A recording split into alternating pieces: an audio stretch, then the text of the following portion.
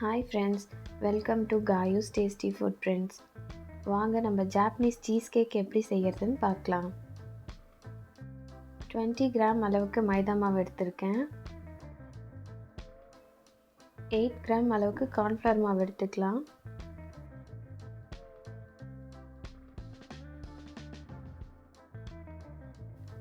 Pavul weighing ஸ்கேலில் வச்சதுக்கப்புறம் measurement 0 காமிக்குதான்னு check பண்ணிக்கோங்க.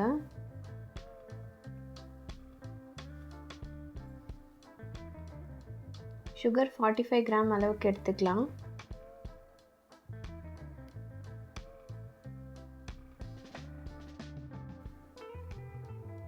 இதுக்கு தேவையான சீஸ் மெஷர்மெண்ட்டும் எடுத்துக்கலாம். நான் க்ரீம் சீஸ் எடுத்திருக்கேன். க்ரீம் சீஸ் தான் இதுக்கு யூஸ் பண்ணுவாங்க.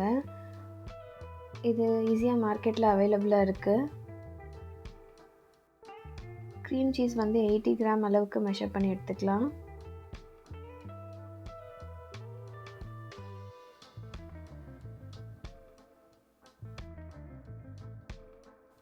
இதே கப்லேயே இதுக்கு தேவையான அன்சால்டட் பட்டர் எடுத்துக்கலாம். நான் ஹோம்மேட் பட்டர் தான் யூஸ் பண்ணியிருக்கேன். இதில்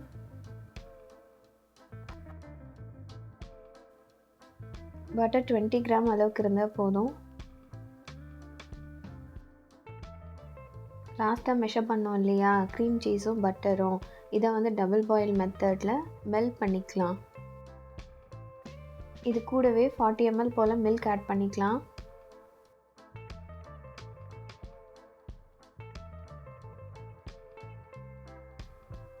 இது மூணுமே நல்லா மெல்ட் ஆகி வந்ததும் இதை வந்து தனியாக எடுத்து வச்சுக்கலாம்.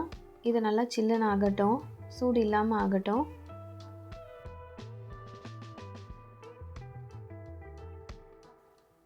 இப்போ நம்ம ஒரு பவுலில் 2 முட்டையோட வெள்ளைக்கரு மட்டும் எடுத்துக்கலாம்.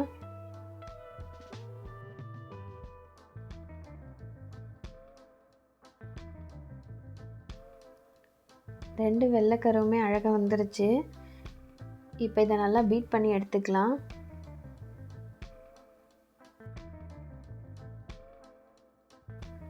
நம்ம சுகர் எடுத்து வச்சோம் இல்லையா, அதை வந்து இது கூட கொஞ்சம் கொஞ்சமாக சேர்த்து பீட் பண்ணி எடுத்துக்கலாம். நம்ம பேக்கிங் பவுடர் இதில் ஆட் பண்ண போகிறதில்ல, அதனால் எக்கை வந்து நல்லா பீட் பண்ணிக்கலாம். இது கூட க்ரீம் ஆஃப் டார்ட்டர் ஆட் பண்ணிக்கலாம். இது வந்து அமேசானில் அவைலபிளாக இருக்குது. 2 எக்குக்கு 1/4 ஸ்பூனுக்கும் கம்மியாகவே ஆட் பண்ணுங்கள். க்ரீம் ஆஃப் டார்ட்டர் அவைலபிள் இல்லைன்னா 1 ஸ்பூன் அளவுக்கு லெமன் ஜூஸ் ஆட் பண்ணிக்கலாம். ரெண்டுமே ஒரே ரிசல்ட் தான் கொடுக்கும், அதனால எதனா ஒன்று ஆட் பண்ணால் போதுமாக இருக்கும். லெமன் ஆட் பண்ணால் டேஸ்ட் மாறிடாதா அப்படின்னு கேட்டிங்கன்னா இல்லை, டார்ட்டர்லையுமே ஒரு புளிப்பு சுவை இருக்கும். ஸோ தைரியமாக லெமன் தான் இருக்குன்றவங்க லெமனை ஆட் பண்ணிக்கலாம். நல்லா ஸ்டிஃப் பீக் வர வரைக்கும் பீட் பண்ணி எடுத்துக்கலாம். பாருங்கள், இந்த அளவுக்கு வந்தால் போதும். இப்போ ஒரு பாத்திரத்தில் நம்ம ட்ரை இன்க்ரீடியன்ட்ஸ்லாம் எடுத்து வச்சுருந்தோம் இல்லையா, மைதா மாவு, கார்ன்ஃப்ளவர் மாவு, இதெல்லாம் வந்து ஜலிச்சு எடுத்துக்கலாம்.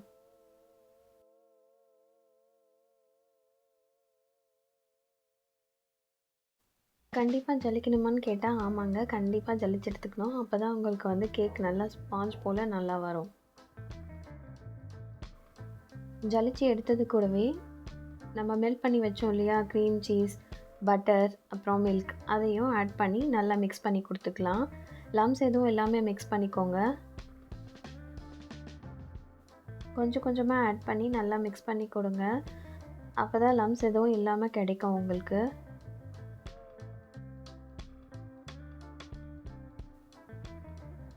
நல்லா மிக்ஸ் ஆகி வந்ததுக்கப்புறம் 1/2 டீஸ்பூன் அளவுக்கு வெனிலா எசன்ஸ் சேர்த்து கலக்கி கொடுத்துக்கலாம். இது கூடவே நம்ம மஞ்சக்கரு எடுத்து வச்சோம் இல்லையா, அதையும் சேர்த்து மிக்ஸ் பண்ணி கொடுத்துருங்க.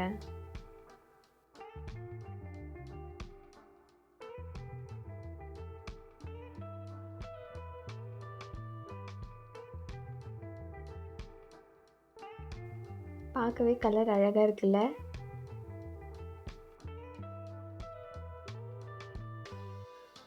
இதை நல்லா மிக்ஸ் பண்ணி எடுத்து வச்சதுக்கப்புறம் இது கூட நம்ம ஆல்ரெடி பீட் பண்ணி வச்சுருக்கோம்ல, அந்த எக்கை வந்து 3 போர்ஷனாக டிவைட் பண்ணி மிக்ஸ் பண்ணிக்கலாம்.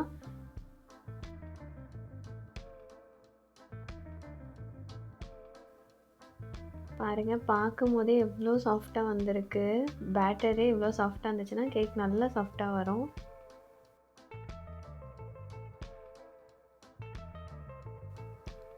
நல்லா ஒரு போர்ஷனாக ஆட் பண்ணி ஃபுல்லாக மிக்ஸ் பண்ணி கொடுங்க. நான் பவுல் பத்தலைங்கிறதுனால மாற்றிட்டேன்.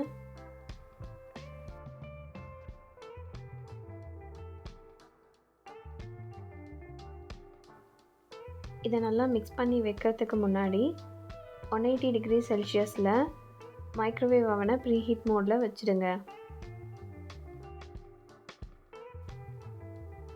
எக் அந்த மாதிரி கலங்காமல் இருக்கு இல்லையா, அதை வந்து நல்லா மிக்ஸ் பண்ணி கொடுங்க.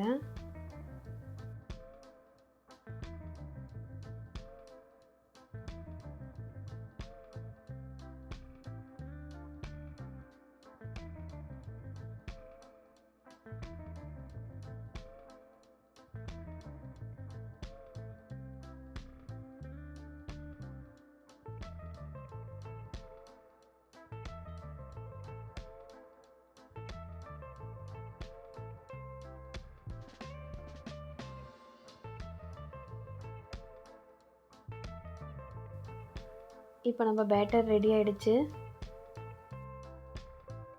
4 இன்ச் பேன் எடுத்து அதில் பட்டர் பேப்பர் போட்டு வச்சுருக்கேன். இதில் கொஞ்சமாக பட்டர் ஆட் பண்ணிக்கோங்க. அதை வந்து எல்லா சைடுமே ஸ்ப்ரெட் பண்ணி கொடுங்க. இதோ இந்த மாதிரி. இந்த பேனில் நம்ம எடுத்து வச்சுருக்கிற பேட்டரை ஆட் பண்ணிக்கலாம். மைக்ரோவேவ் அவன் ப்ரீ ஹீட் ஆகிடுச்சுன்னா 160 டிகிரி செல்சியஸில் 20 மினிட்ஸ் போல் வச்சு எடுத்துருவோம் ஃபஸ்ட்டு. அதுக்கப்புறமா 180 டிகிரி செல்சியஸ் வச்சு 20 மினிட்ஸ் வச்சு எடுக்கணும். டைம் முடிஞ்சதுக்கப்புறமா ஒரு டூத்பிக் எடுத்து கேக்கோட சென்டரில் குத்தி பாருங்கள். அந்த குச்சியில் பேட்டர் ஒட்டி இருந்ததுன்னா ஒரு 5 or 10 மினிட்ஸ் எக்ஸ்ட்ராவாக பேக் பண்ணிக்கலாம். அவ்வளோதாங்க, நம்ம சூப்பரான சாஃப்டான ஜாப்பனீஸ் சீஸ் கேக் தயார். நான் சூடாகவே எடுத்து கட் பண்ணிட்டேன். நீங்கள் நல்லா ஆறுனதும் ஒரு 1 hour 2 hour விட்டுட்டு கட் பண்ணி பாருங்க. உங்களுக்கு எப்படி வந்துச்சுன்னு கண்டிப்பாக சொல்லுங்கள். பாருங்கள் இவ்வளோ ஏர் கேப்போட நல்லா ஃப்ளஃபியாக வந்திருக்குன்ட்டு.